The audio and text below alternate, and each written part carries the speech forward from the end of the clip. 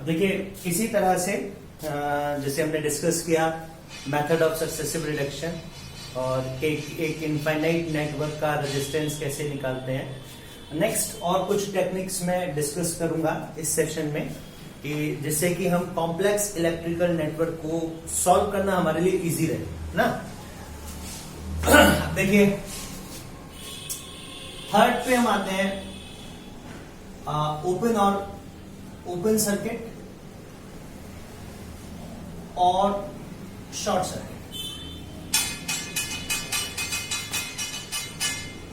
तो ये दोनों टर्म आपको अच्छे से समझ लेंगे ना।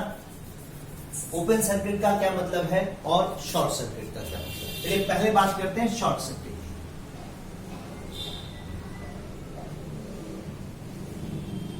तो शॉर्ट सर्किट का मतलब होता है if any two points in a network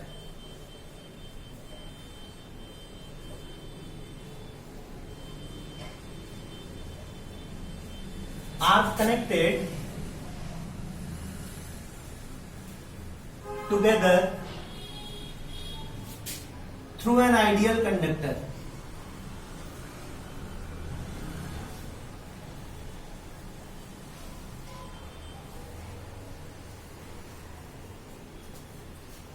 then those points are termed to be short circuited.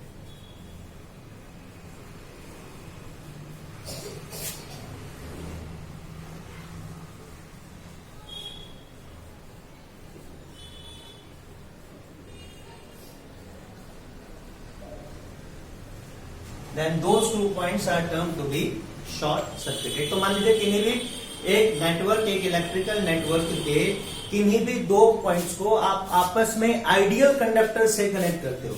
Ideal conductor मतलब आइडियल कंडक्टर कह सकते हैं हम एक ऐसा कंडक्टर जिसका रेजिस्टेंस 0 हो। ठीक है, एक ऐसी कंडक्टिंग वायर जिसका रेजिस्टेंस 0 हो, जो किसी भी तरह का कोई रेजिस्टेंस शो ना करे। देखिए अगर मान लीजिए मैं एग्जाम्पल के लिए हमारे पास ये कुछ रेजिस्टेंस जो है ये सीरीज में कनेक्टेड है यहाँ पे ना, R1, R2, R3 और भी मान लीजिए एक ब्रांच है, इसके अक्रॉस एक रेजिस्टेंस और है R4 और इनको हमने क्या कर रखा है, एक सेल से कनेक्ट कर रखा है, V वोल्ट के एक सेल से, V पोटेंशियल डिफरेंस जो प्रोवाइड करेगा हमको। और मैंने क्या किया कि इसमें यहां पे एक पॉइंट है ये A और ये पॉइंट है C, चलिए इसको B कह दीजिए, ये पॉइंट मान लीजिए हमारा P है।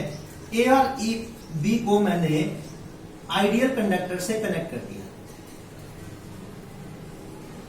एक ऐसा कंडक्टर जिसका कोई भी रेजिस्टेंस नहीं है। तो A और B जो है ये आपस में शॉर्ट सर्किटेड कहलाएंगे, है ना। ए और बी जो है वो एक तरह से हमने ए और बी को शॉर्ट सर्किट कर दिया। अब शॉर्ट सर्किटेड का मतलब क्या होता है, तो देखिए ये तो हमारा एक फाइनाइट रेजिस्टेंस है, इस आर्म का रेजिस्टेंस R2 और R3 का अगर हम सीरीज में रेजिस्टेंस निकालेंगे तो एक फाइनाइट रेजिस्टेंस है। ऊपर वाली वायर के पास 0 रेजिस्टेंस है, ऊपर वाली वायर का 0 रेजिस्टेंस है। तो जब ये जो करंट यहां पे आएगा इस पॉइंट पर, पहले एक ही पाथ था, वो इस पाथ से फ्लो करता, पहले R2 रेजिस्टेंस के अक्रॉस फ्लो करता करंट, फिर R3 रेजिस्टेंस के अक्रॉस फ्लो करता, है ना। हमने शॉर्ट सर्किट क्या करके करंट के लिए एक और ऑल्टरनेटिव पाथ प्रोवाइड कर दिया, एक और कंडक्टिंग पाथ हमने करंट को प्रोवाइड कर दिया, और ऐसा जिसका रेजिस्टेंस 0। अब ये पाथ ऑफ 0 रेजिस्टेंस और ये पाथ जिसका कुछ भी फाइनाइट रेजिस्टेंस है, ये जो है आपस में पैरेलल कॉम्बिनेशन में आ गए। अब हम जानते हैं कि यहां पे करंट का डिस्ट्रीब्यूशन होगा और करंट जो है वो मिनिमम रेजिस्टेंस पाथ फॉलो करता है। Current minimum resistance path follow करता है, तो मिनिमम रेजिस्टेंस तो ऊपर वाले का है 0 रेजिस्टेंस। तो यहां पर क्या होगा, टोटल अमाउंट ऑफ करंट, मान लीजिए अगर I करंट आया इस आर्म के अक्रॉस, I करंट फ्लो कर रहा है, तो टोटल I करंट जो है वो इस शॉर्ट सर्किटेड पाथ इस आइडियल कंडक्टर के अक्रॉस फ्लो करेगा। क्यों? क्योंकि इसके कंपैरिजन में ये रेजिस्टेंस बहुत ज्यादा है, तो इसके अक्रॉस 0 करंट और ऊपर वाले कंडक्टर के अक्रॉस सारा करंट जो है ऊपर वाले कंडक्टर से फ्लो कर जाएगा। तो इसलिए कहलाते हैं ये शॉर्ट सर्किटेड है। एक तरह से ऐसे बिहेव कर रहे हैं जैसे हमने ए को बी से आपस में मिला दिया, क्यों? क्योंकि अब इस आर्म के अक्रॉस इस जहां जिस रीजन को हमने शॉर्ट सर्किट किया है, इस रीजन में कोई करंट इस आर्म के अक्रॉस फ्लो नहीं करेगा, जीरो करंट हो जाएगा इसके अक्रॉस। आ रही बात समझ में? तो अगर हम शॉर्ट सर्किटेड कर दें तो हमको यह समझना जरूरी है कि अगर हमने ए और बी को आपस में शॉर्ट सर्किट किया है, ए और बी पॉइंट्स को, तो इन दोनों पॉइंट्स का जो पोटेंशियल है वी ए और वी बी का, वो बराबर होगा। वी ए और वी बी इक्वल पोटेंशियल पर आएंगे। वैसे भी देखिए, जब कोई करंट फ्लो नहीं करेगा R2 या R3 के अक्रॉस, तो ना तो R2 के अक्रॉस कोई पोटेंशियल ड्रॉप होगा। पोटेंशियल ड्रॉप समझते हैं? पोटेंशियल डिफरेंस या पोटेंशियल ड्रॉप। देखिए, पोटेंशियल डिफरेंस का तो मतलब ये हो गया कि एक रेजिस्टेंस है हमारा R1, ठीक, इसके दोनों एंड्स का जो पोटेंशियल है ए और बी, वो अलग अलग है। अलग अलग है तो इनमें कुछ डिफरेंस आएगा, ठीक है। अब मैं कह दूं करंट की डायरेक्शन इधर है, करंट की direction from A to B है, तो इसका मतलब ए हायर पोटेंशियल है और बी लोअर पोटेंशियल है। तो अगर मैं ए से बी तक जाऊंगा तो पोटेंशियल क्या होगा? घटेगा, डिक्रीज हो रहा है पोटेंशियल, डिफरेंस है पोटेंशियल का, और ए हायर पोटेंशियल है, बी लोअर पोटेंशियल है, तो ए से बी तक जाने पर पोटेंशियल डिक्रीज होगा, या इसी को हम कहते हैं पोटेंशियल ड्रॉप होगा। पोटेंशियल की वैल्यू डिक्रीज होगी, ए हायर पोटेंशियल पर है, बी लोअर पोटेंशियल पर है, ठीक है। तो कितना डिफरेंस? एक तरह से एक रजिस्टर के दोनों एंड्स के अक्रॉस जो पोटेंशियल डिफरेंस आएगा उसको मैं पोटेंशियल ड्रॉप भी कह सकता हूं। कितना ड्रॉप होगा पोटेंशियल? मान लो डेल्टा वी पोटेंशियल घटा, तो वो कितना आएगा? V A minus V B के बराबर, ठीक है। तो ये पोटेंशियल ड्रॉप टर्म मैं बार बार यूज करूंगा, तो कंफ्यूज मत होइएगा कि पोटेंशियल ड्रॉप का मतलब क्या है। पोटेंशियल ड्रॉप एक्चुअली एक रेजिस्टेंस के अक्रॉस, उसके एंड्स के अक्रॉस पोटेंशियल डिफरेंस के बराबर ही होता है, ठीक है। तो कोई पोटेंशियल ड्रॉप ए और बी तक नहीं होगा, ए और बी सेम पोटेंशियल पर आएंगे। उसका रीजन क्या है? उसका रीजन ये है कि भाई इस वायर का तो कोई रेजिस्टेंस है ही नहीं, जो कंडक्टिंग वायर है जिसके अक्रॉस करंट फ्लो कर रहा है उसके अक्रॉस तो कोई रेजिस्टेंस है ही नहीं। तो हम देखें, according to Ohm's law V A minus V B कितना आना चाहिए? I R. कंडक्टिंग जो हमारा आइडियल कंडक्टर है उसका रेजिस्टेंस जीरो है, तो इसका सीधा सा मतलब हो गया वी और वी बी सेम पोटेंशियल पर होंगे। या नीचे वाली आर्म के अक्रॉस देखें, वहां पर आर जीरो नहीं है, वहां पर आई जीरो है, क्योंकि उस आर्म के अक्रॉस कोई करंट ही फ्लो नहीं कर रहा, सारा का सारा करंट जो है वो इस शॉर्ट सर्किटेड पाथ से फ्लो कर रहा है। तो जिन पॉइंट्स को हम किसी भी इलेक्ट्रिकल नेटवर्क में आपस में आइडियल कंडक्टर से कनेक्ट कर देते हैं, सबसे पहली बात तो वो शॉर्ट सर्किटेड कहलाता है, ये प्रोसेस शॉर्ट सर्किटिंग कहलाता है। और जिनको हमने आपस में कनेक्ट किया है उन दोनों पॉइंट्स का जो पोटेंशियल होगा वो सेम होगा। होगा क्या कि जिस आइडियल कंडक्टर से आपने कनेक्ट किया है उसका रेजिस्टेंस जीरो होगा, और सारा का सारा करंट उस पाथ को, उस बाईपास के थ्रू चला जाएगा जो आपने क्रिएट किया आइडियल कंडक्टर से, आइडियल कंडक्टर के थ्रू फ्लो कर जाएगा। जो एक्चुअल आर्म थी नेटवर्क की, अब उससे जो करंट है वो जीरो, ठीक है। और शॉर्ट सर्किटिंग दोनों शॉर्ट सर्किटेड पॉइंट्स के जो पोटेंशियल है वो सेम होते हैं, इक्वल पोटेंशियल पर हो, ठीक। अब देखिए नेक्स्ट जो टर्म है हम उस पर आते हैं। नेक्स्ट है ओपन सर्किट। ओपन सर्किट क्या होता है?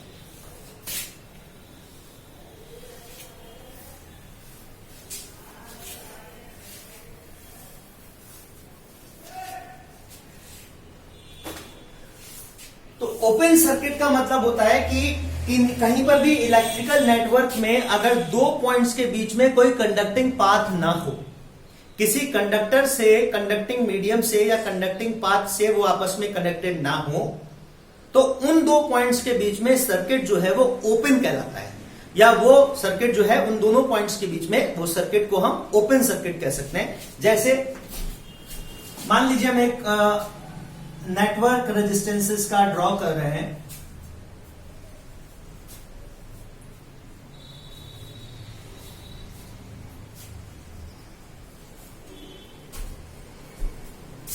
ठीक है। ये पॉइंट ए है, ये पॉइंट बी है। एक और ड्रॉ कर लेते हैं, एक और इसी तरह का यूनिट सेम,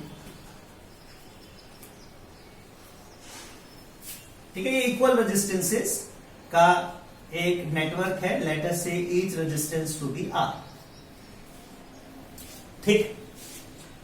अभी क्या होगा, अभी हम करंट का डिस्ट्रीब्यूशन देखें तो जो करंट यहां मान लीजिए पॉइंट ए जो है पॉजिटिव टर्मिनल से करंट कनेक्टेड है, तो यहां से जो करंट चलेगा वो सबसे पहले तो यहां दो आर्म में बटेगा, ठीक है। फिर यहां वाला करंट तो फ्लो होकर यहां पर आ जाएगा इधर। फिर ये करंट जो गया है ये यहां पहुंचकर फिर दो आर्म में डिस्ट्रीब्यूट हो जाएगा, कुछ इस आर्म के अक्रॉस जाएगा, कुछ इस आर्म के अक्रॉस जाएगा। ये वाला जो करंट है वो इधर फ्लो होता हुआ इस रेजिस्टेंस से फ्लो होता हुआ यहां आएगा। फिर ये वाला करंट और ये करंट यहां पर आकर मिलेंगे वापस और फिर कंबाइंड होकर इसके अक्रॉस फ्लो करेंगे, ठीक है। ये दोनों मिलकर यहां फ्लो करेंगे। फिर ये करंट यहां पर आएगा, फिर ये वाला करंट ना ये और ये सम होकर यहां पर आया इसके अक्रॉस, फिर ये और ये आपस में मिल जाएंगे, फिर ये फ्लो करेंगे। तो इस तरह से ये पूरे सर्किट के अक्रॉस करंट का फ्लो होगा। लेकिन अब मान लीजिए मैं क्या करता हूं, अभी तो इस सर्किट का हर कोई भी एक पॉइंट ले लीजिए, वो दूसरे पॉइंट से आपस में कंडक्टिंग पाथ से कनेक्टेड है ना, और हर पाथ का एक पर्टिकुलर रेजिस्टेंस है। अब मान लीजिए मैंने क्या किया, ये वाला जो पॉइंट्स हैं जिनके बीच में कंडक्टिंग पाथ अवेलेबल था ये हटा दिया। तो let us say this point to be C and this point to be D. तो यहां सी और डी पॉइंट्स के बीच में हम कहेंगे कि ये सर्किट जो है ये ओपन है। ओपन क्यों? क्योंकि पॉइंट सी और डी आपस में किसी भी कंडक्टिंग पाथ से कनेक्टेड नहीं है। सी और डी के बीच में कोई करंट का फ्लो नहीं होगा। सी और डी पॉइंट्स के बीच में जो करंट है वो जीरो आएगा, ठीक है, समझ रहे हैं आप। और मान लीजिए सी अलग पोटेंशियल पर होगा, सी का पोटेंशियल वीसी है, डी का पोटेंशियल वीडी है, तो एक पोटेंशियल डिफरेंस तो एग्जिस्ट करता है यहाँ पे वीसी माइनस वीडी या वीडी माइनस वीसी, जो भी बड़ा हो इनमें से, लेकिन करंट फिर भी जीरो फ्लो कर रहा है। तो रेजिस्टेंस जो आएगा R equals to V upon I, क्योंकि आई जीरो है तो रेजिस्टेंस इन दोनों पॉइंट्स के बीच में, दोनों ओपन पॉइंट्स के बीच में वो एक्चुअली इनफाइनाइट हो जाएगी। तो दो इस कंडीशन को हम ओपन सर्किट कहते हैं। अब देखिए करंट का फ्लो देखिए क्या फर्क पड़ेगा कि करंट किस तरह से फ्लो करेगा इस सर्किट में, जब हमने इस सी और डी को ओपन कर दिया है। तो यहां से मान लीजिए जैसे पहले लिया हमने कि पॉइंट ए मान लीजिए पॉजिटिव टर्मिनल से कनेक्टेड है, ठीक है। तो जो करंट यहां ए टर्मिनल से एंटर करता है वो जाके सबसे पहले तो यहां डिवाइड होगा दोनों ब्रांचेस के अक्रॉस। ये वाला करंट तो इस आर के अक्रॉस फ्लो होकर यहां पर आएगा, ठीक है। और ये करंट यहां पे जाके डिस्ट्रीब्यूट होगा, समझ रहे, यहां पे जाके डिस्ट्रीब्यूट होगा। लेकिन क्या यहां से आगे करंट के फ्लो होने के लिए कोई पाथ ही नहीं है। यहां से आगे अगर मान लो करंट यहां पे जाए भी तो यहां से यहां तक जाने के लिए कोई पाथ ही नहीं है, आगे जाने के लिए कोई पाथ ही नहीं है। ये किसी लो पोटेंशियल से ये जो एंड है ये कनेक्टेड ही नहीं है, ठीक है। तो होगा क्या, इस आर्म के अक्रॉस कोई करंट फ्लो नहीं करेगा। अब इस आर्म के अक्रॉस कोई करंट नहीं जाएगा। जो करंट यहां पे आया है वही करंट इस को बाईपास करते हुए इस पाथ को, वही करंट यहां इस आर के अक्रॉस फ्लो करेगा, वही इसके अक्रॉस फ्लो करेगा, और वही एक तरह से ये जो रेजिस्टेंस है ये स्मॉल आर और ये स्मॉल आर ये किसी भी तरह से सर्किट का हिस्सा नहीं रह जाएंगे, ठीक है। करंट यहीं से मुड़ जाएगा, यहां से करंट जो है इस आर के अक्रॉस होते हुए फिर बी, यहां पे ये करंट मिल जाएगा और फिर ये बी एंड तक लो पोटेंशियल टर्मिनल तक आएगा, ठीक है। तो जो ओपन पॉइंट्स होते हैं किसी भी एक सर्किट में, ओपन सर्किट का मतलब समझ में आया आपको कि अगर कोई भी हमारे पास अवेलेबल कंडक्टिंग पाथ ना हो दो पॉइंट्स के बीच में, ओपन हो, कोई पाथ नहीं हो उनके बीच में, वो सर्किट ओपन सर्किट कहलाता है। और उन दोनों पॉइंट्स के बीच में जो रेजिस्टेंस है वो इनफाइनाइट आएगा, ठीक है। पोटेंशियल ऑब्वियसली दोनों पॉइंट का डिफरेंट हो सकता है, और करंट जो है उन ओपन सर्किट के बीच, ओपन पॉइंट्स के बीच में जो है करंट हमेशा जीरो रहेगी, ठीक है। तो ये बात आपको याद रहेगी ओपन सर्किट्स और शॉर्ट सर्किट, ठीक है। चलिए अब नेक्स्ट आते हैं हम लोग इक्वी पोटेंशियल पॉइंट्स पर। देखिए इक्वी पोटेंशियल पॉइंट्स जो है वो हम डिस्कस करेंगे नेक्स्ट, लेकिन इक्वी पोटेंशियल पॉइंट्स डिस्कस करने से पहले हम क्या करते हैं, जो अभी हमने टॉपिक पढ़ा ओपन सर्किट और शॉर्ट सर्किट, है ना, तो शॉर्ट सर्किटिंग पर बेस्ड एक एग्जांपल हम कर लेते हैं। तो देखिए हमको तीन रेजिस्टेंस का कॉम्बिनेशन दे रखा है, एक 3 ओम, 6 ओम, 1 ओम, और ये दो पॉइंट ए और बी दे रखे हैं, पॉइंट ए और पॉइंट बी।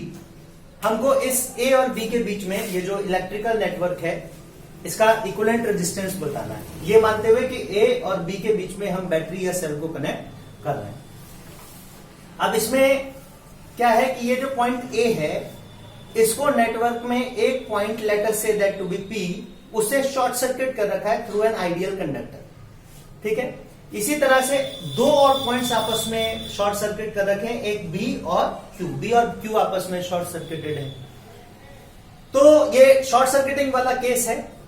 अब देखिए हम, अगर ये हमारे शॉर्ट सर्किटेड मतलब ये आइडियल कंडक्टर 1 और 2 नहीं होते, ए और पी और बी क्यू आपस में शॉर्ट सर्किटेड नहीं होते, तो ये हमारे पास बड़ा ही सरल सा नेटवर्क था कि एक ही कंडक्टिंग पाथ होता फ्रॉम ए टू बी, और जो करंट 3 ओम के अक्रॉस फ्लो करता वही 6 के अक्रॉस, वही 1 के अक्रॉस, तो ये तीनों सीरीज में आते। लेकिन ये शॉर्ट सर्किटिंग करने की वजह से करंट का डिस्ट्रीब्यूशन थोड़ा सा चेंज हो जाएगा।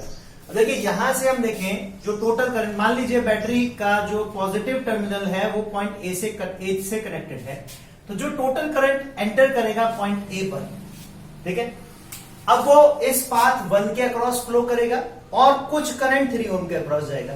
रीजन क्या है? वैसे देखिए मैंने आपको बताया था कि अगर हम शॉर्ट सर्किट कर देते हैं किन्हीं भी दो पॉइंट्स को, तो जो शॉर्ट सर्किटेड पाथ है, जो आइडियल कंडक्टर वाला पाथ है, उसका रेजिस्टेंस 0 है, तो सारा का सारा करंट उधर से फ्लो कर जाता है। लेकिन यहां पे ऐसा नहीं होगा। उसका रीजन क्या है?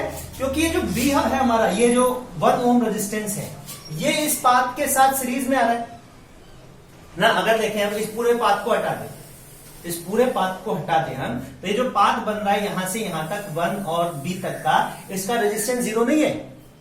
इसका रेजिस्टेंस कितना है? इसका रेजिस्टेंस 1 ओम है। तो इस वजह से ये जो पॉइंट हमने कंडक्टिंग पाथ, जो हमारा ये ideal conducting path, short circuited path create हुआ, अब ये 0 रेजिस्टेंस का नहीं रह जाएगा। क्यों? क्योंकि ये 1 ओम इसके साथ कंबाइन होकर एक नेट रेजिस्टेंस प्रोड्यूस करेगा। तो करंट का डिस्ट्रीब्यूशन होगा, कुछ करंट तो इस कंडक्टिंग पाथ से जाएगा और कुछ करंट चला जाएगा हमारा 3 ओम के अक्रॉस। ठीक है, अब यहां से जो करंट गया वो पॉइंट पी पर आके मिलेगा। ठीक है, पॉइंट पी पे आके मिलेगा और फिर वो करंट का डिस्ट्रीब्यूशन होगा कि भाई कुछ करंट 1 ओम के अक्रॉस फ्लो करता हुआ बी तक पहुंच जाएगा, कुछ करंट पी से 6 ओम तक आएगा, फिर ये 6 ओम तक और 3 ओम तक जो करंट आएगा ये जाकर बी तक फ्लो करेंगे through the ideal conducting path. ठीक है, लेकिन अभी भी आपको इसमें कुछ समझ में नहीं आ रहा कि कहां रेजिस्टेंस सीरीज में है, कहां पैरेलल में है। तो हम यहां पे अपना दूसरा एस्पेक्ट ट्राई करते हैं शॉर्ट सर्किटिंग का। हमने पढ़ा था कि जिन दो पॉइंट्स को हम आपस में शॉर्ट सर्किट करते हैं उनका पोटेंशियल सेम होता है, उनका पोटेंशियल सेम होता है ना, they are at same potential. क्योंकि वो जो शॉर्ट सर्किटेड पाथ है उसका रेजिस्टेंस 0 होता है, तो उसके अक्रॉस कोई पोटेंशियल ड्रॉप नहीं होता, कोई पोटेंशियल डिफरेंस नहीं आता। तो शॉर्ट सर्किटेड दोनों पॉइंट्स का पोटेंशियल नेटवर्क में सेम होगा। तो जो पोटेंशियल ए का है वही पोटेंशियल पी का है। तो मैं क्या है, ए और पी को एक साथ लिख लेता हूं कि भाई ए और पी एक ही पॉइंट से रिप्रेजेंट किए जा सकते हैं, दोनों का सेम पोटेंशियल है, तो एक ही पॉइंट से हम क्या कर सकते हैं, इनको मिला सकते हैं आपस में। एक नेटवर्क में जिन पॉइंट्स के बीच में कोई पोटेंशियल डिफरेंस ना हो उनको हम आपस में मिला सकते हैं, है ना। तो ए और पी एक साथ ड्रॉ कर सकता हूं मैं, और क्या करूं, बी और क्यू को एक साथ कर दूं। तो बी और क्यू हमारा एक पॉइंट हो गया। अब देखिए हम ए और पी के बीच में क्या कोई रेजिस्टेंस है हमारा, और बी और क्यू के बीच में कोई रेजिस्टेंस है क्या? तो इसको हम सिंप्लीफाई इस तरह से कर सकते हैं कि ए और क्यू के बीच में एक रेजिस्टेंस है, ये 3 ओम का रेजिस्टेंस है ए से क्यू के बीच में, है ना, ए से क्यू के बीच में। तो ए से क्यू के बीच में आप एक रेजिस्टेंस ड्रॉ कर लीजिए 3 ओम। ठीक, ये तो ठीक दिख रहा है हमको। ए से क्यू के बीच में एक रेजिस्टेंस है। फिर देखिए पी क्यू के बीच में 6 ओम है, तो पी भी यही पॉइंट है और क्यू ये बी वाला पॉइंट है, तो यहां एक रेजिस्टेंस और आ जाएगा 6 ओम का। ठीक है, और फिर तीसरा रेजिस्टेंस हम देखें वो पी और बी के बीच में है, तो ये पॉइंट ही पी है, ये पॉइंट बी है, एक और रेजिस्टेंस हमारा आ जाएगा यहाँ पे कितना, 1 ओम। तो बेसिकली हम देखें, अगर हम इसको ये एस्पेक्ट से, इस नजरिए से, इस पर्सपेक्टिव से देखें कि शॉर्ट सर्किटेड पॉइंट्स का पोटेंशियल सेम होगा, तो ये नेटवर्क, यही जो हमारा शॉर्ट सर्किटेड नेटवर्क है, उसको इस तरह से भी रीड्रॉ किया जा सकता है। और ये रीड्रॉ करके देखें हम, तो ये जो तीनों रेजिस्टेंस है 3 ओम, 6 ओम और 1 ओम आपस में पैरेलल में है, क्योंकि ये जो टोटल करंट एंटर करेगा पॉइंट ए या पी पर, वो यहां 3 पाथ में डिस्ट्रीब्यूट हो जाएगा और इन तीनों रेजिस्टेंस के अक्रॉस फ्लो होता हुआ वो लो पोटेंशियल बी तक पहुंचेगा। तो हम आर इक्विवेलेंट लिख सकते हैं। आर इक्विवेलेंट तीन रेजिस्टेंस का कितना आएगा, R1 R2 R3 upon R1 R2 plus R2 R3 plus R3 R1। ठीक है, तो ये हो जाएगा 3 into 1 into 6 upon 3 into 1 3 plus 1 into 6 6 plus 6 into 3 18 upon 6 3 और 9 और 18 27। ये हमारे पास आ जाएगा 2/3 ओम। तो जो इक्विवेलेंट रेजिस्टेंस है इस नेटवर्क का वो 2/3 ओम आएगा। ठीक है, अब देखिए नेक्स्ट हम लोग आते हैं इक्विपोटेंशियल पॉइंट्स पर। नाम से पता चल रहा है इक्विपोटेंशियल पॉइंट्स मतलब एक सर्किट में ऐसे पॉइंट्स जिनके बीच में कोई भी पोटेंशियल डिफरेंस ना हो। ठीक है, जैसे अगर मान लीजिए एक सर्किट में हमारे पास दो पॉइंट्स हैं ए और बी, लेकिन जो पोटेंशियल ए का है वही पोटेंशियल बी का है ना। तो ये जो दो पॉइंट्स हैं ए और बी, ये इक्विपोटेंशियल पॉइंट्स कहलाएंगे। या अगर किन्हीं भी दो पॉइंट्स पी और क्यू का पोटेंशियल सेम है, इक्वल है, तो पी और क्यू जो है वो इक्विपोटेंशियल पॉइंट्स कहलाएंगे।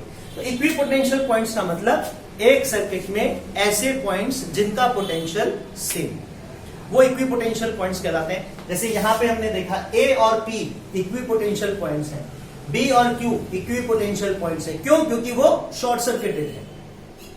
ठीक है, तो अब देखिए इक्विपोटेंशियल पॉइंट्स मतलब अगर दो पॉइंट्स जो है वो इक्विपोटेंशियल पॉइंट्स है, तो ये शॉर्ट सर्किटेड वाली कंडीशन होगी। लेकिन एक्चुअल सर्किट में मान लीजिए फॉर एग्जांपल के लिए मैं नेटवर्क ड्रॉ करता हूं।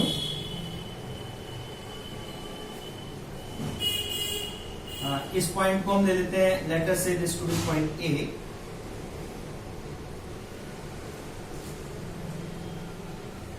ठीक है, और ये ले लें हम 2 ओम का रेजिस्टेंस, ये भी ले लें हम 2 ओम का रेजिस्टेंस, और यहां पे एक रेजिस्टेंस हम कनेक्ट कर रहे हैं, लेट अस से 1 ओम। इस पॉइंट को मैं कह दूं बी और इस पॉइंट को मैं कह दूं सी। तो देखिए पॉइंट यहां पे हम देखें इस रेजिस्टेंस का इस एंड का पोटेंशियल कितना आएगा, जो पॉइंट ए का है, इसका भी रेजिस्टेंस कितना आएगा, जो पॉइंट ए का है। क्यों? क्योंकि ये दोनों ही कॉमनली ए से कंबाइंड है और यहां से यहां तक कोई रेजिस्टेंस है नहीं ना, ए से लेकर यहां तक कोई रेजिस्टेंस नहीं है, ए से लेकर यहां तक कोई रेजिस्टेंस नहीं है। तो रेजिस्टेंस नहीं है तो कोई पोटेंशियल ड्रॉप नहीं होगा। जो पोटेंशियल ए का है वही इस पॉइंट का पोटेंशियल होगा, वही इस पॉइंट का पोटेंशियल होगा। फिर हम देखें कि ये दोनों जो आर्म है यहां से यहां तक और यहां से यहां तक, ये इक्वल नेटवर्क की है, इक्वल रेजिस्टेंस की है। इक्वल रेजिस्टेंस की है तो जो भी करंट ए पर आएगा वो जितना करंट इसके अक्रॉस फ्लो करेगा उतना ही करंट इसके अक्रॉस फ्लो करेगा। ठीक है, तो सेम करंट फ्लो करेगा तो जो पोटेंशियल ड्रॉप होगा, जितना पोटेंशियल यहां ड्रॉप होगा उतना ही पोटेंशियल यहां ड्रॉप होगा। जो पोटेंशियल पॉइंट ए का आएगा वही पोटेंशियल जो है वो पॉइंट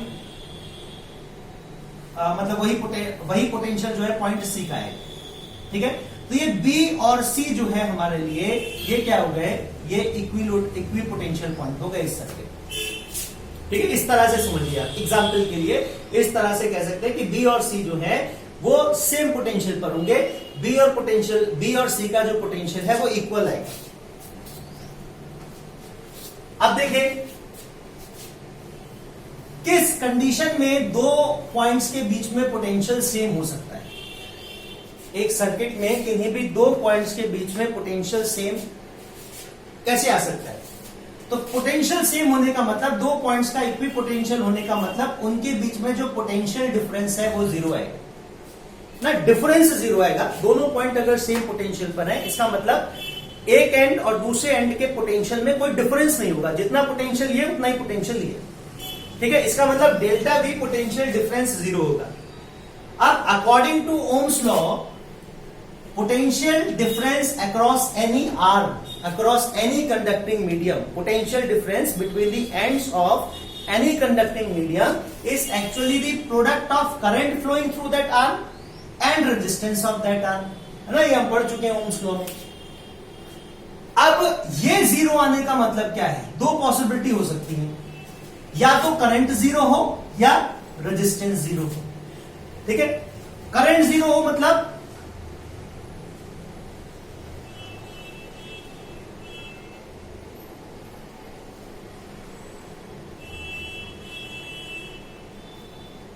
आर इक्वल्स टू 0। तो जैसे मैं कह रहा हूं कि पॉइंट सी और पॉइंट डी, ठीक है, इक्वी पोटेंशियल पॉइंट है, सी और डी का पोटेंशियल सेम है, VC माइनस VD जो है वो 0 आएगा। तो वो दो कंडीशन में ही आ सकता है।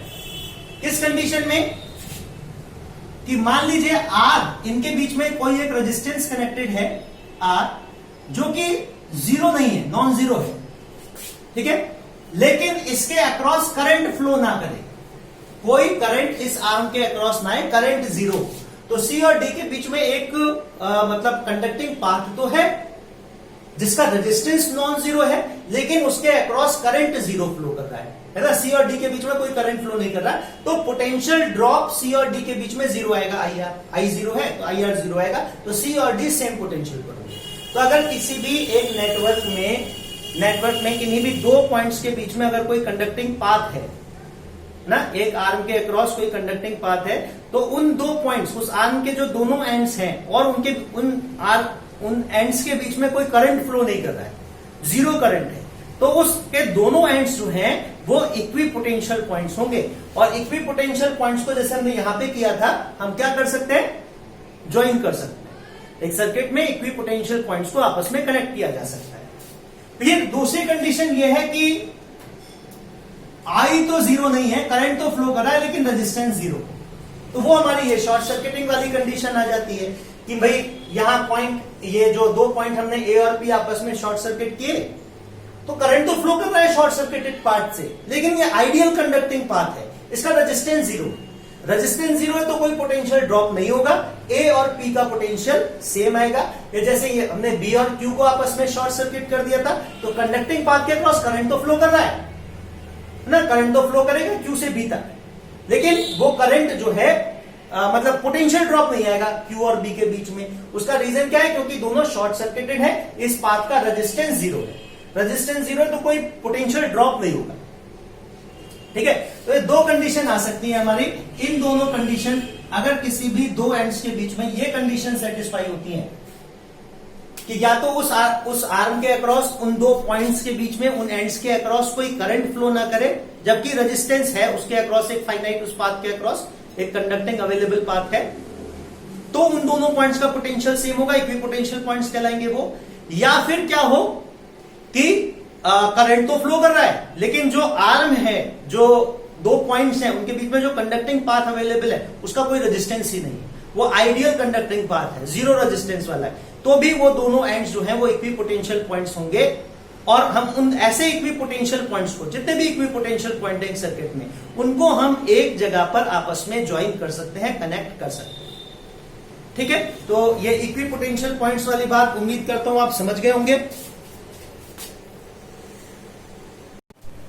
हाँ तो बच्चों, अब हम लोग डिस्कस करेंगे electrical symmetry in electrical circuits. देखिए, सिमेट्री का एक थोड़ा सा एस्पेक्ट मैंने आपको बताया था कि मान लीजिए हमारे पास ये एक पॉइंट है इलेक्ट्रिकल सर्किट में, कोई पॉइंट है ए, और ए से जो करंट है, मान लीजिए ए पर कुछ चार्ज, कुछ करंट एंटर करता है, और ये ए से डिफरेंट पाथ के अलाउंग, है ना, ये पाथ, इसमें कुछ रेजिस्टेंस अलग अलग तरह से कंबाइंड है, यहाँ पे कुछ रेजिस्टेंस अलग अलग तरह से कंबाइंड है, यहाँ पे कुछ रेजिस्टेंस अलग तरह से कंबाइंड है। एग्जाम्पल के लिए हम ले भी लेते हैं, चलिए, कि यहाँ पे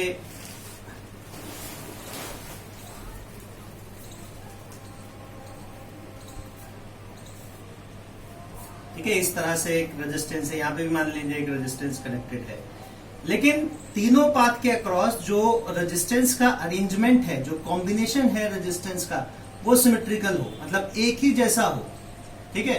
जैसे ये है हमारे पास, इसी तरह से यहां तक मान लीजिए ये आर रेजिस्टेंस है, फिर यहाँ पे ये सिमेट्रिकल डिस्ट्रीब्यूशन है, सिमेट्रिकल अरेंजमेंट है इस नेटवर्क में रेजिस्टेंसेस का, और ये यहाँ पे तीनों पाथ आके मान लीजिए इस तरह से कंबाइन होता है। या चलिए कंबाइन नहीं होते हैं, कंबाइन तो हम बाद में करेंगे। ये तीन पाथ हैं, let us say this point to B B, this to be C, this to be D. तो यहां पे मैं देखूं कि इस आर्म का, ये ए टू बी जो आर्म है, ए बी आर्म, इसका जो रेजिस्टेंस है, और आर्म ए सी जो है, इसका जो रेजिस्टेंस है, और ए डी का रेजिस्टेंस, इक्विवेलेंट है ना, सिमेट्रिकल अरेंजमेंट है रेजिस्टेंसेस का। तो ऐसे जो पाथ है किसी भी एक इलेक्ट्रिकल सर्किट में वो सिमेट्रिकल पाथ कहलाते हैं। सिमेट्रिकल पाथ में क्या होगा, इनके अक्रॉस जो करंट का फ्लो है वो बिल्कुल सिमेट्रिकल होगा। जैसे मान लीजिए टोटल करंट हमारा पॉइंट ए पर आया 3i, let us say the total current entering at point A to be 3i and at A the current will distribute among the 3 branches. तो let us say i current flows through this branch, इस branch से i current जाता है और इस branch के across i current जाता है। इक्वल करंट क्यों ले रहे हैं, क्योंकि आगे हम देख रहे हैं पूरी आर्म का जो अक्रॉस जो रेजिस्टेंस का नेटवर्क है वो सिमेट्रिकल है। तो मैं कह सकता हूं जो रेजिस्टेंस इस आर्म का होगा वही रेजिस्टेंस इस आर्म का होगा, वही रेजिस्टेंस इस आर्म का होगा। तो अगर सेम रेजिस्टेंस है तो equal amount of current draw करेंगे ये। फिर यहां पे जब दो पॉइंट के अक्रॉस करंट का डिस्ट्रीब्यूशन होगा, दोनों ये भी इक्वल रेजिस्टेंस है, तो यहां पे भी करंट क्या होगा, I/2 डिस्ट्रीब्यूट हो जाएगा। फिर यहां पे आके दोनों I/2 ऐड होकर फिर टोटल करंट फ्लो करेगा I। फिर सेम सिमेट्रिकली यहां पर भी करंट इन दो इक्वल रेजिस्टेंस के अक्रॉस इक्वल पार्ट में डिस्ट्रीब्यूट हो जाएगा करंट I/2। फिर यहां पर आकर ये करंट मिलकर कितना फ्लो करेगा, I/2। ठीक इसी तरह से यहां पर तो सिमेट्रिकल जो पाथ होते हैं किसी भी एक इलेक्ट्रिकल नेटवर्क में, उन पाथ के अक्रॉस करंट का डिस्ट्रीब्यूशन ऑलमोस्ट सेम होता है, ऑलमोस्ट क्या सेम ही होता है। ठीक है, अब अगर ऐसा है तो हम कह सकते हैं कि भाई जो पोटेंशियल पॉइंट बी का आएगा, मतलब जितना potential difference arm A B के अक्रॉस होगा उतना ही potential difference arm A C के अक्रॉस होगा, उतना ही पोटेंशियल ड्रॉप आर्म डी के ए डी के अक्रॉस होगा। इसका मतलब V A minus V B will be equal to VA minus VC will be equal to VA minus VB, है ना। तो ये तो तभी पॉसिबल है जब B का पोटेंशियल C का पोटेंशियल और D का पोटेंशियल बराबर हो, है ना। तो हम ये कंक्लूड कर सकते हैं यहां से कि अगर ये सिमेट्रिकल आर्म है तो पॉइंट B, पॉइंट C और पॉइंट D जो है वो भी क्या होंगे, इक्वी पोटेंशियल पॉइंट्स होंगे, और इक्वी पोटेंशियल पॉइंट्स होंगे तो इनको हम आपस में यहां पर कनेक्ट कर सकते हैं। ठीक है, तो ये जो है ये सिमेट्री कहलाती है, सिमेट्री इन इलेक्ट्रिकल नेटवर्क्स। अब देखिए इसी सिमेट्री पर बेस्ड हम एक या दो एग्जांपल्स कंसीडर करते हैं जिससे आपको और भी क्लियर हो जाए। एक तो क्वेश्चन मैंने पहले से लिख रखा है, इसका सॉल्यूशन हम करेंगे। देखिए ये कुछ रेजिस्टेंसेस का एक नेटवर्क आपको दिया गया है और आपसे पूछा है कि ए और बी पॉइंट्स के बीच में, मतलब एक ये पॉइंट है ए और ये पॉइंट है बी, इन ए और पॉइंट बी पॉइंट के बीच में इसका इक्विवेलेंट रेजिस्टेंस बताइए कितना आएगा इस गिवन नेटवर्क का। मतलब ये मानना है कि पॉइंट ए और पॉइंट बी के बीच में हम एक सेल कनेक्ट कर रहे हैं, एक सेल या बैटरी जो इसको एनर्जी प्रोवाइड करेगी फ्री चार्ज कैरियर्स को इस सर्किट में। तो वो पोटेंशियल सोर्स ए और बी के बीच में कनेक्ट करना है और फिर ये इक्विवेलेंट, मतलब ये टोटल सर्किट कितने इक्विवेलेंट रेजिस्टेंस की तरह बिहेव करेगा वो हमको फाइंड आउट करना है। तो हम देखें इसमें अगर हम पैरेलल और सीरीज कॉम्बिनेशन बनाकर देखें तो इतना आसान तो है नहीं, दिख नहीं रहा हमको कहीं भी कि कहीं भी हम पैरेलल रेजिस्टेंस जो है उनको सिंप्लीफाई कर ले, क्योंकि ये बी पॉइंट है तो एक तो बी पॉइंट पर डी से बी तक आ रहा है, सी से डी तक आ रहा है एक रेजिस्टेंस, है ना, और एक डायरेक्ट ए टू बी से आ रहा है। मतलब कहने का मतलब इसको हम बहुत आसानी से इसमें हमको सीरीज और पैरेलल ग्रुप जो है, सीरीज और पैरेलल कॉम्बिनेशन में कंबाइंड रेजिस्टेंस कहीं दिख नहीं रहे। ठीक है, कहीं शॉर्ट सर्किट भी नहीं दिख रहा, कोई ओपन सर्किट नहीं। तो सिमेट्री देखें हम इसमें, क्या कहीं कोई सिमेट्री प्रिवेल करती है सर्किट में। तो हम देखें हमारा ए पॉइंट, लेट अस से ए जो है वो हमारा हाई पोटेंशियल एंड है, पॉजिटिव एंड है बैटरी का, सेल का, और बी जो है वो लो पोटेंशियल एंड है, नेगेटिव टर्मिनल है बैटरी का, बी पॉइंट से कनेक्टेड है। तो पॉइंट ए से जो करंट चलेगा उसके पास तीन पाथ अवेलेबल है ना, तीन पाथ अवेलेबल है। एक तो करंट जो है वो ए से डी तक जाएगा, ए से सी तक जाएगा, एक डायरेक्टली ए टू बी तक जा सकता है। करंट को पहुंचना कहां है, नेगेटिव टर्मिनल पर, बी पॉइंट पर पहुंचना है। लो पोटेंशियल पर जाके करंट जो है वो ड्रेन हो जाएगा। ठीक है,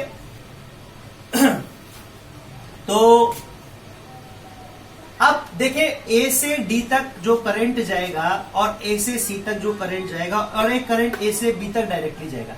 फिर डी से दो पाथ हैं कि कुछ तो करंट या तो डी से सी तक जा सकता है या कुछ करंट जो है वो डी से बी तक जा सकता है। ठीक है, तो हम देखें तो देखिए ये देखिए हमारे पास ये जो पाथ हमको दिख रहा है A to D to B, A D B है ना, ये मैं लिख देता हूं path A to D to B और ये path A to C to B, A to C to B. क्या ये आपको सिमेट्रिकल नजर आ रहे हैं? मुझको तो नजर आ रहे हैं, आप भी देखो। हम देखें ए टू डी 1 ओम का रेजिस्टेंस है और डी से बी तक 2 ओम का एक रेजिस्टेंस कनेक्टेड है। इसी तरह से अच्छा ये यहाँ पे वायर ओवरलैप कर रही है लेकिन ये आपस में मिल नहीं रही है ना, सेपरेटेड वायर है ये, इसीलिए मैंने डॉट करके बनाई है। ए टू सी भी एक 1 ओम का रेजिस्टेंस है और सी टू बी भी एक 2 ओम का रेजिस्टेंस है। तो हम देखें ये पाथ ए डी बी और ए सी बी एक ही जैसे हैं क्योंकि यहां पर रेजिस्टेंस का जो अरेंजमेंट है वो सिमिलर है, एक ही जैसा है। आ रही बात समझ में, है ना? तो ए टू ए डी बी और ए सी बी पाथ जो है वो सिमेट्रिकल है। अच्छा फर्दर देखिए, हम देखें यहां से जो करंट फ्लो करेगा पॉइंट ए से, अच्छा ठीक है, चलिए अगर ये पाथ सिमेट्रिकल है ए डी बी और ए सी बी, तो क्या मैं ये कह सकता हूं कि पॉइंट डी का पोटेंशियल और पॉइंट सी का पोटेंशियल जो है वो सेम होगा? Potential of point D and will be equal to potential of point C on account of symmetry, मैं कह सकता हूं, है ना? ऑन अकाउंट ऑफ सिमेट्री ये कहा जा सकता है कि पॉइंट डी का पोटेंशियल और पॉइंट सी का पोटेंशियल जो है वो सेम होगा। तो मतलब ये जो आर्म है डीसी जिसके अक्रॉस 1 ओम का रेजिस्टेंस है, इसके अक्रॉस कोई भी करंट फ्लो नहीं करेगा। इस आर्म के across potential difference VD minus BC 0 हो जाएगा।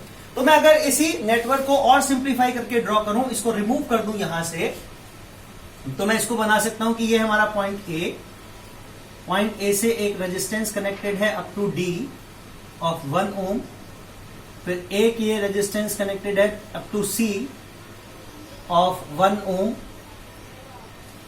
एक D2C जो है वो कोई रेजिस्टेंस नहीं है, इसको हमने सर्किट को ओपन कर दिया क्योंकि वैसे भी D और C का पोटेंशियल जो है वो सेम है, कोई करंट इस आर्म के अक्रॉस फ्लो नहीं कर रहा, हालांकि फाइनाइट रेजिस्टेंस है लेकिन कोई पोटेंशियल डिफरेंस D और C पॉइंट्स के बीच में नहीं आएगा। फिर D2B हमारे पास एक रेजिस्टेंस है 2 ओम का और C2B हमारे पास एक रेजिस्टेंस है 2 ओम का और एक रेजिस्टेंस हमारे पास A2B है 1 ओम का। ठीक है, तो अब देखें हम कि ये यहां मतलब ये जो टोटल करंट पॉइंट ए के अक्रॉस एंटर करेगा पॉइंट ए पर, उसमें से कुछ करंट इस आर्म के अक्रॉस जाएगा, कुछ करंट इस आर्म के अक्रॉस जाएगा, कुछ करंट इस आर्म के अक्रॉस जाएगा।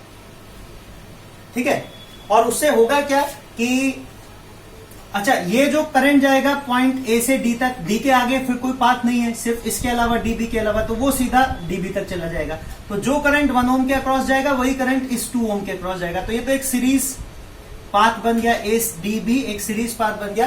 तो इसका जो इक्विवेलेंट रेजिस्टेंस आएगा ए डी बी पाथ का, ये कितना आएगा हमारे पास 1 + 2 3 ओम। इसी तरह से ए से सी बी तक हमारे पास एक पाथ है जिसमें ये करंट आएगा हमारे पास 1 ओम और वही करंट 2 ओम के अक्रॉस फ्लो करेगा A to C to B. तो resistance of A C B path ये आ जाएगा हमारे पास 1 + 2 = 3 ओम, है ना?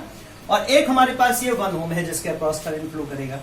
अच्छा, तीनों के अक्रॉस करंट डिफरेंट फ्लो करेगा, डिस्ट्रीब्यूट होगा करंट, कुछ करंट इसके अक्रॉस जाएगा, कुछ करंट इसके अक्रॉस जाएगा, कुछ करंट यहां से बी टर्मिनल तक पहुंचेगा।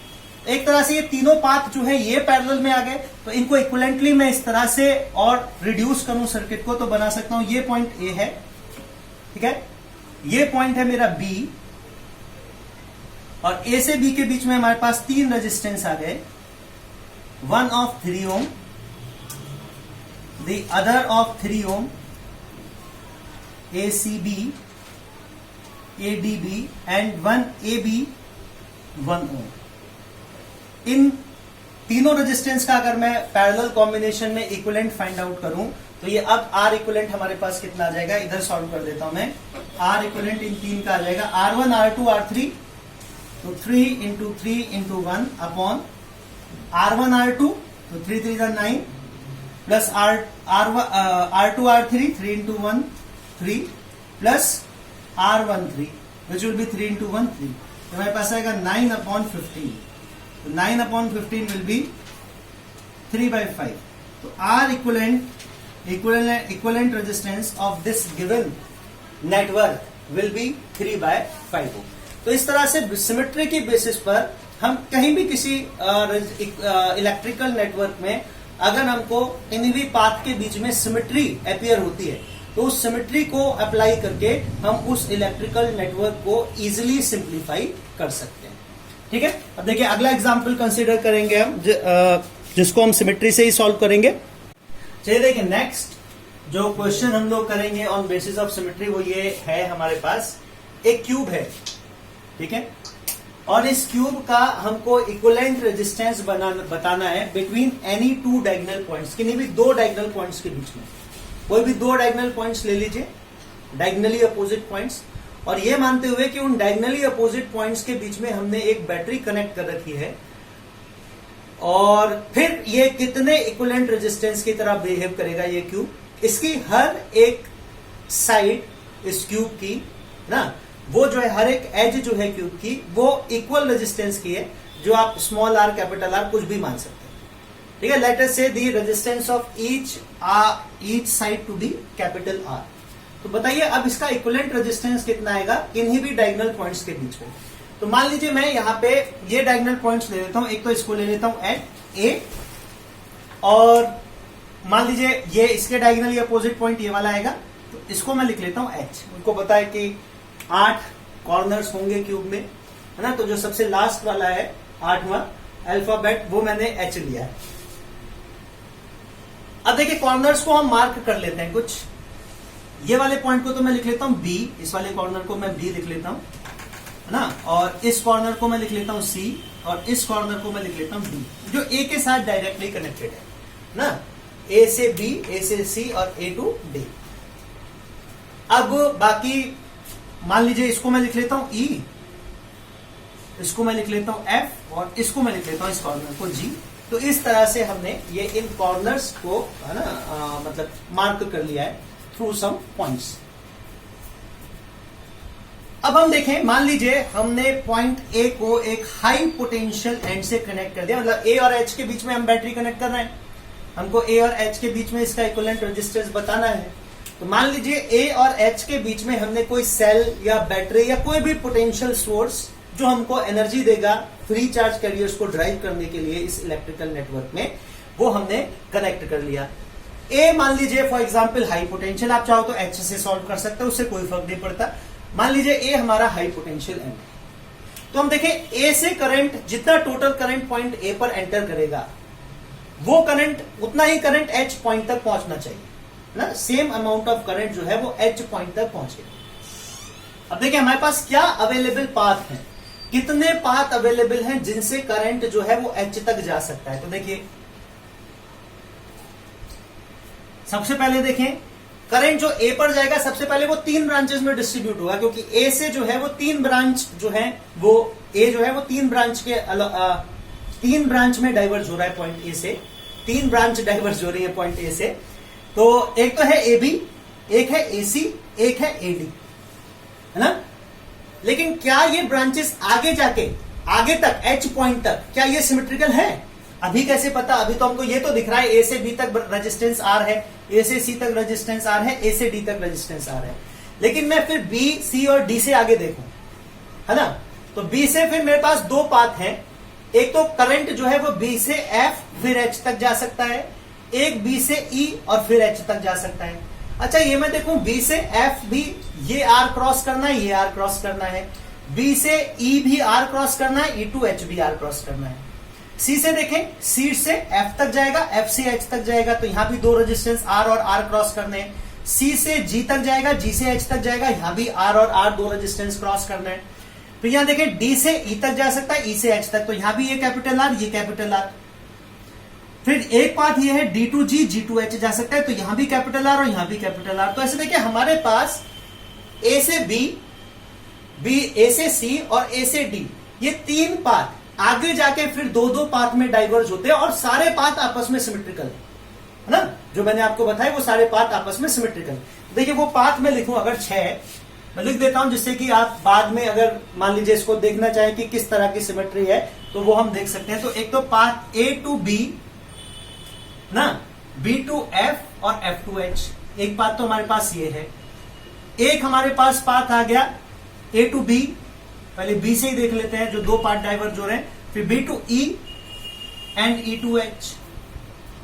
फिर एक पाथ हमारे पास आएगा A to C, A to C देखें, फिर C से आगे देखें C to F and F to H। फिर एक पाथ हमारे पास आएगा अगेन, फिर जो C पॉइंट से दूसरा जो डाइवर्जिंग पाथ है वो है C to G और G to H, ठीक है। फिर एक पाथ हमारे पास आएगा A to B, B point से A to D, D point से डाइवर्ज होने पाथ देखें, D पॉइंट से कौन कौन से पाथ डाइवर्ज होंगे। तो D से जो करंट है वो G to H जा सकता है और D to E, E to H जा सकता है, AD GH। और एक पाथ हमारे पास आ जाएगा AD EH। ये 6 पाथ हमारे पास अवेलेबल है, दिख रहे हैं उनको, ठीक है। ये 6 पाथ है और क्योंकि सारे पाथ एक जैसे सिमेट्रिकल हैं, एक ही जैसा अरेंजमेंट है रेजिस्टेंस का सभी 6 पाथ के अक्रॉस, तो ऑन बेसिस ऑफ सिमेट्री हम कह सकते हैं कि करंट का डिस्ट्रीब्यूशन इन सभी छह पाथ के अलॉन्ग जो है वो सेम है। तो सबसे पहले तो मान लीजिए ए से 3 डाइवर्जिंग ब्रांच है, तो मैं मान लेता हूं कि ए पर जो करंट आया late us say that to B I, क्योंकि ए से 3 पाथ डाइवर्ज हो रहे हैं, है ना। मैं इसको इस तरह से बना लेता हूं, देखिए थोड़ा और सिंपल करके, कि ए से हमारे पास 3 अलग ब्रांचेस हैं, एक ये और एक ये ए टू बी, ये पॉइंट बी मान लीजिए, ये ए टू सी, इस पॉइंट को सी मान लीजिए, और ये ए टू डी, इस पॉइंट को हम डी मान लीजिए। चलिए इस तरह से ले लेते हैं, ये बी, ये सी और ये डी। फिर बी से हमारे पास में 2 पाथ है, B to F, B to E, ठीक है। तो हम ये देखें बी टू एफ एक पाथ है, बी टू ई एक पाथ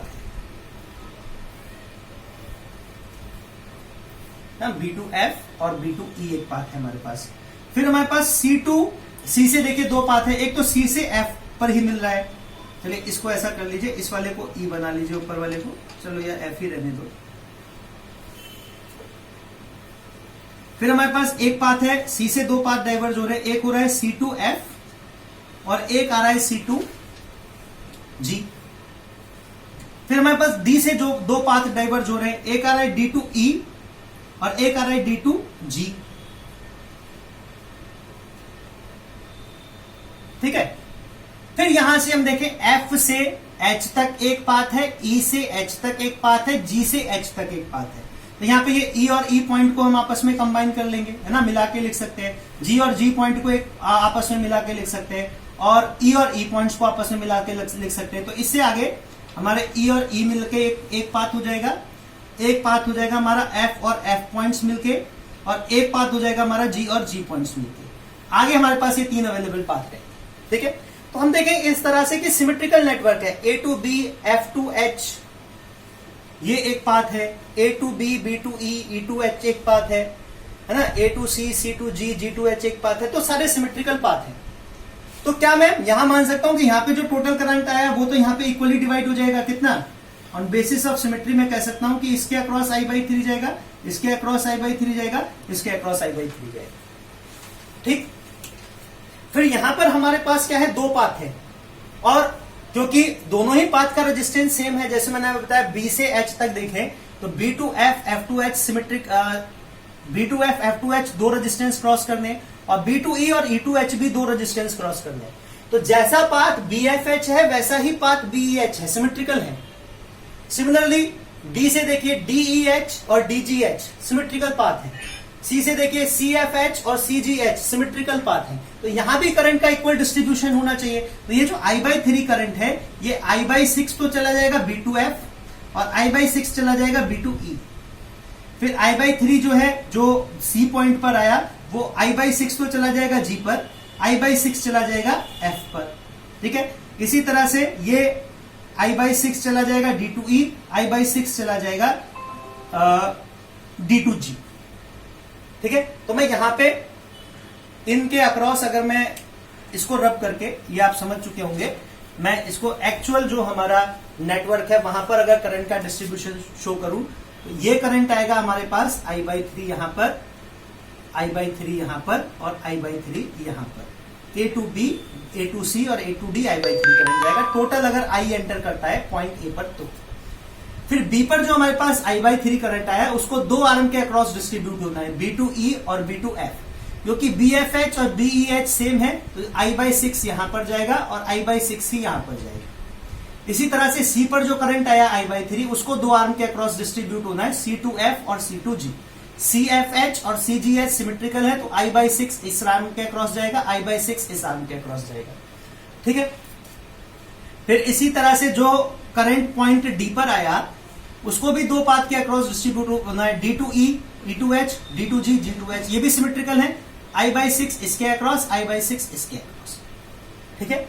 अब हम देखें G पॉइंट पर दो करंट आ रहे हैं, कितना, I/6 यहां से आया, I/6 यहां से आया, तो टोटल करंट जो G से आगे फ्लो करेगा वो आएगा I/3। फिर इसी तरह से B से F तक, F पॉइंट पर भी दो करंट आ रहे हैं, एक तो B2F, एक आ रहा है C2F, तो ये I/6 और ये I/6 ऐड होकर कितना फ्लो करेगा F के अक्रॉस, I/3। इसी तरह से जो E पॉइंट है वहां पे भी दो करंट आ रहे हैं, B2E और D2E, तो यहां भी जो करंट आ जाएगा जो E2H फ्लो करेगा वो दोनों का सम होगा I/6 प्लस I/6 I/3। तो ये हम बता सकते हैं इस तरह से ऑन बेसिस ऑफ सिमेट्री कि करंट का डिस्ट्रीब्यूशन इस पूरे नेटवर्क के अक्रॉस क्या होगा। हर रेजिस्टेंस के अक्रॉस, हर आर्म के अक्रॉस हमने करंट बता दिया कितना आएगा, ठीक। अब देखिए कोई भी एक कंडक्टिंग पाथ में ले लूं, इन 6 के 6 में से कोई भी एक पाथ ले लीजिए, मान लीजिए पहला ही ले लेते हैं ABFH, जो आप चाहें सभी के अक्रॉस सेम इक्वेशन आएगी। मैं देखूं सबसे पहला पॉइंट है हमारा A। अच्छा, करंट की डायरेक्शन देखिए, करंट की डायरेक्शन ये, पहले करंट A to B जा रहा है, फिर B to F जा रहा है, फिर F to H जा रहा है। करंट हम पढ़ चुके हैं हमेशा high potential to low potential flow करता है, मतलब मैं A से B तक जाऊंगा तो पोटेंशियल क्या होगा, घटेगा, क्योंकि करंट की डायरेक्शन A टू B है तो A हायर पोटेंशियल पर है, B लोअर पोटेंशियल पर है, तो पोटेंशियल घट रहा है, तभी करंट जो है वो A से B की डायरेक्शन में है। इसी तरह से अगर current B to F direction के अलॉन्ग है, मतलब B हायर पोटेंशियल है, F लोअर पोटेंशियल है, तो current B to F flow कर रहा है, तो पोटेंशियल B से F तक जाने पर क्या होगा, ड्रॉप होगा, घटेगा। फिर F से H तक जाने पर भी पोटेंशियल जो है वो ड्रॉप होगा। तो मैं देखूं कितना कितना पोटेंशियल ड्रॉप हो रहा है, मैं ओम्स लॉ अप्लाई करूंगा, potential drop across any resistance equals to current multiplied by resistance ना। ओम्स लॉ की potential difference across any resistance is current multiplied by resistance of that conductor. इतना potential drop होगा उसके ends के across.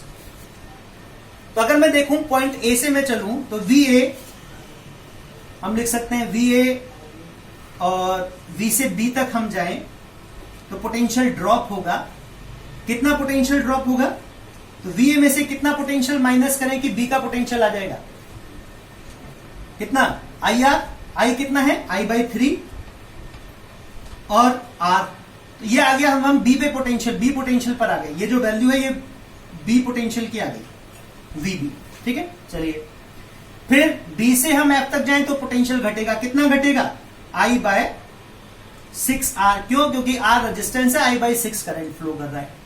फिर F2 हम H जाएंगे तो फिर पोटेंशियल घटेगा, मतलब F, ये आ गया हमारे पास F पॉइंट का पोटेंशियल, ये जो वैल्यू आएगी हमारे पास VA minus this will be equal to potential of point F ना। यहां से यहां तक जाने पर इतना पोटेंशियल घटा तो ये B का पोटेंशियल आ गया, इतना माइनस कर दें तो, फिर I/6 R घटा तो I/6 और माइनस कर दें तो F का पोटेंशियल आ गया। अब इसी में से मैं अगर ये पोटेंशियल माइनस कर दूं, जितना इस आर्म के अक्रॉस ड्रॉप हो रहा है F और H के अक्रॉस, उतना ही फिर H का पोटेंशियल आ जाएगा, कितना, I/3R, तो ये हमारा पोटेंशियल ऑफ H आना चाहिए कि नहीं, बिल्कुल, ठीक है, यही आएगा। ऐसे ही मैं इक्वेशन लिख सकता हूं किसी आर्म के अक्रॉस, सेम इक्वेशन आएगी, देखिए ABEH ले लीजिए तो ये भी आएगी VA minus I/3R minus I/6R minus I/3R। चाहे ये ले लीजिए ADGH, तो ये भी आएगी VA minus I/3R minus I/6R minus I/3R। हर पाथ के लिए यही सेम इक्वेशन आई। ठीक है, मैंने कोई एक पाथ सिलेक्ट करके उसके लिए इक्वेशन लिखी। मुझको फाइंड आउट क्या करना है, मुझको तो VA माइनस VH निकालना है। ठीक है, VA माइनस VH की पोटेंशियल डिफरेंस A और H के बीच में कितना हो गया, कितना हो गया। तो इनको सभी मैं राइट हैंड साइड पर ले जाऊं, R तो कॉमन आ जाएगा और I भी कॉमन आ जाएगा, तो हमारे पास ये आएगा 1/3, इधर जाके ऐड हो जाएंगे सब, 1/3 प्लस 1/6 प्लस 1/3। इसको सिंप्लीफाई करें तो ये आ जाएगा I into capital R, LCM will be 6, 3 से डिवाइड करेंगे तो 2 और 2 आएगा और 2 1 जा 2, ये 1 प्लस 2, ये आ जाएगा 5/6, 5/6 इंटू IR।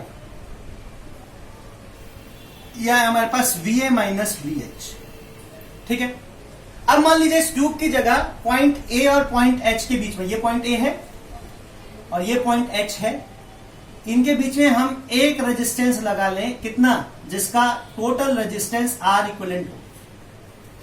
करंट कितना फ्लो कर रहा है, A पॉइंट पर करंट फ्लो कर रहा है I, R इक्विवेलेंट के अक्रॉस टोटल करंट कितना फ्लो करेगा I।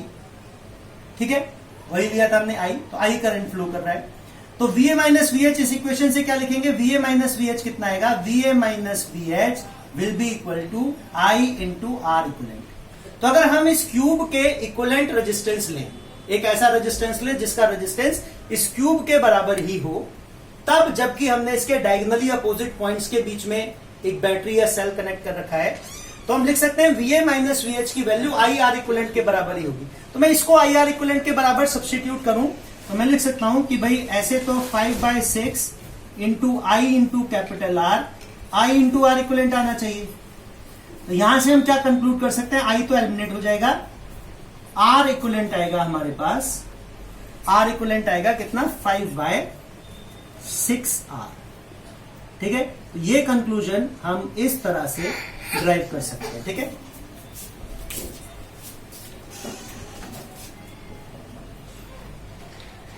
देखिए इसी गिवन क्वेश्चन को हम एक दूसरी अप्रोच से सिंप्लीफाई करेंगे। बहुत ज्यादा डिफरेंट नहीं है अप्रोच, ऑलमोस्ट सिमेट्रिकल है, लेकिन क्या करेंगे, जो हमने सीखा अभी कि अगर कोई एक नेटवर्क जो है वो सिमेट्रिकल है ना, तो जो सिमेट्रिकल पॉइंट्स हैं नेटवर्क के, जो सिमेट्रिकल पॉइंट्स हैं, जो आर्म्स के ब्रांचेस के जो सिमेट्रिकल पॉइंट्स हैं, वो इक्विपोटेंशियल पॉइंट्स होते हैं ना। जो सिमेट्रिकल पॉइंट्स होंगे वो इक्विपोटेंशियल पॉइंट होंगे। तो जैसे हमारे पास ये 6 आर्म है, ये 6 आर्म का हम कह रहे हैं सिमेट्री है, 6 की 6 आर्म में 6 पाथ के अक्रॉस सिमेट्री है।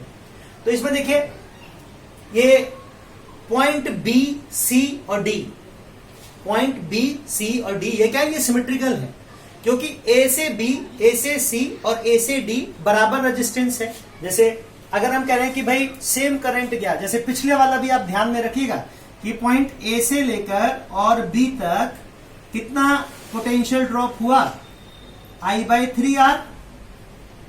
इसी तरह से A से लेकर C तक कितना पोटेंशियल ड्रॉप हुआ, करंट गया I/3, रेजिस्टेंस है R। A टू D कितना पोटेंशियल ड्रॉप हुआ, I/3 इंटू R। तो इस हम देखें पोटेंशियल इक्वल ड्रॉप हुआ है, इस पॉइंट का पोटेंशियल उतना ही है, तो मतलब VA माइनस VB भी I/3R है, VA माइनस VC भी I/3R है और VA माइनस VD भी I/3R है। अगर ऐसा है तो क्या VB, VC और VD बराबर नहीं होने चाहिए, तभी तो ये पॉसिबल होगा ना। तो B, C और D इक्विपोटेंशियल पॉइंट है, तो मैं इनको आपस में कंबाइन नहीं कर सकता, ऑब्वियसली कर सकता हूं कि इक्विपोटेंशियल पॉइंट जो हैं वो आपस में कंबाइन किए जा सकते हैं। तो देखिए अब हम कह सकते हैं कि B, C और D को हम एक ही जगह पर ड्रॉ कर सकते हैं। मतलब मैं इस तरह से कह सकता हूं कि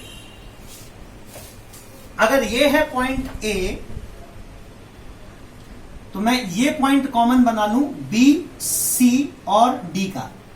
ये B, C, D को एक ही पॉइंट पे मैंने मर्ज कर दिया, ठीक है। अब A टू B हमारे पास एक रेजिस्टेंस है, कितना R। A टू C हमारे पास एक रेजिस्टेंस है, कितना R। ए टू डी एक रेजिस्टेंस है R, ठीक है। अब देखिए हम इसी तरह से हम कह सकते हैं कि B से आगे जैसे हमारे पास 6 पाथ, B से आगे 2 पाथ हैं, B2F और B2E, और C से आगे भी 2 पाथ हैं, C2F C2G, D से आगे भी 2 पाथ हैं, D2G और D2E, है ना। और ये 6 के 6 पाथ जो है वो सिमेट्रिकल है, 6 से 6, ये सारे के 6 के 6 पाथ जो है ये सिमेट्रिकल है। सिमेट्रिकल कैसे? क्योंकि इक्वल पोटेंशियल ड्रॉप आएगा। जैसे मान लीजिए B पॉइंट है या C है या D है, तीनों का पोटेंशियल मान लीजिए V मान लेते हैं, common potential, equi potential point है ये तो C और D हम प्रूफ कर चुके हैं।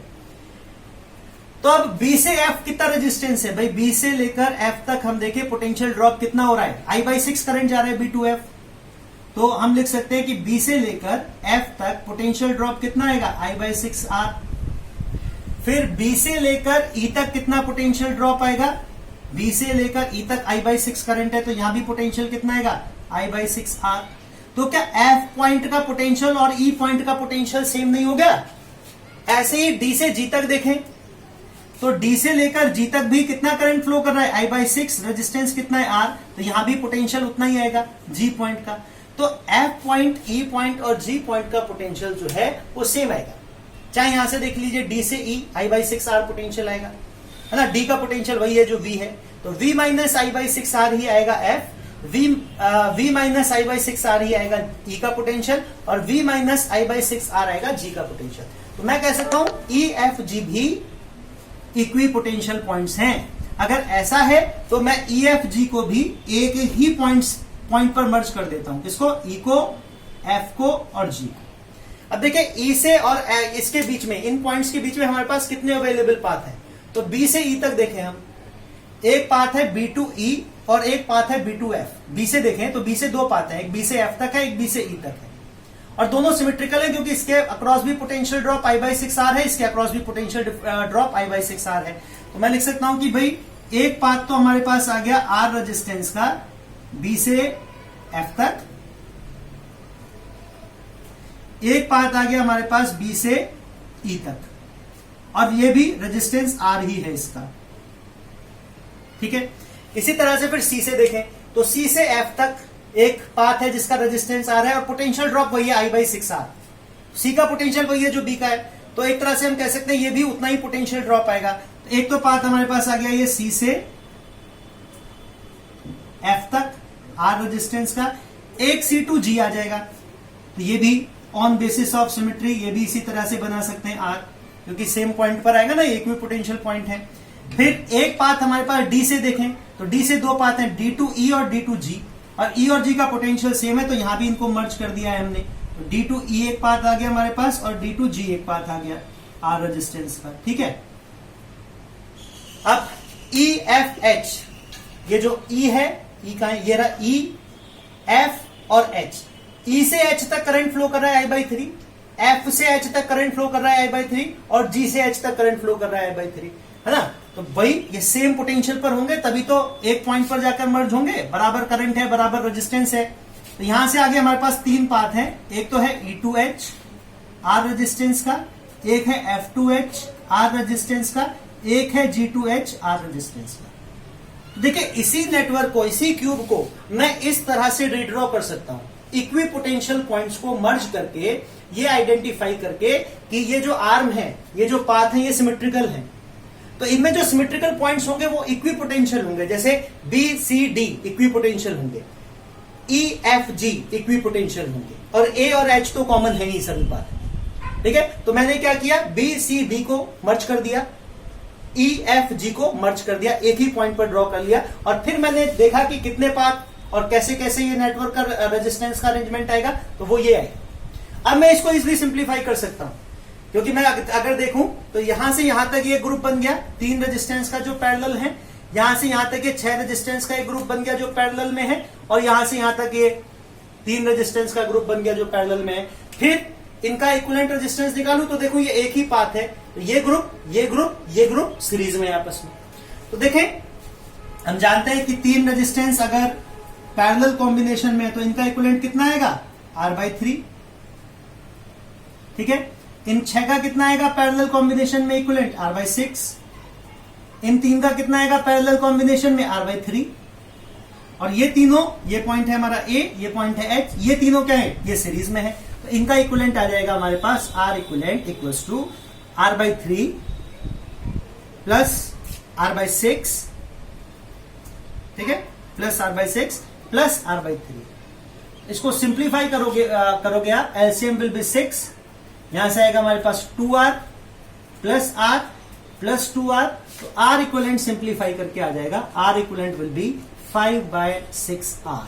तो हम इस तरह से भी सिंप्लीफाई कर सकते हैं। तो दोनों तरीके थे हमारे पास, हैं दोनों ही सिमेट्री पर बेस्ड। यहां पर हमने इक्विपोटेंशियल पॉइंट्स को मर्ज किया, वहां पर हमने करंट का डिस्ट्रीब्यूशन देखा ऑन बेसिस ऑफ सिमेट्री, और फिर ओम्स लॉ अप्लाई करके इक्विवेलेंट रेजिस्टेंस कैलकुलेट किया, ठीक है।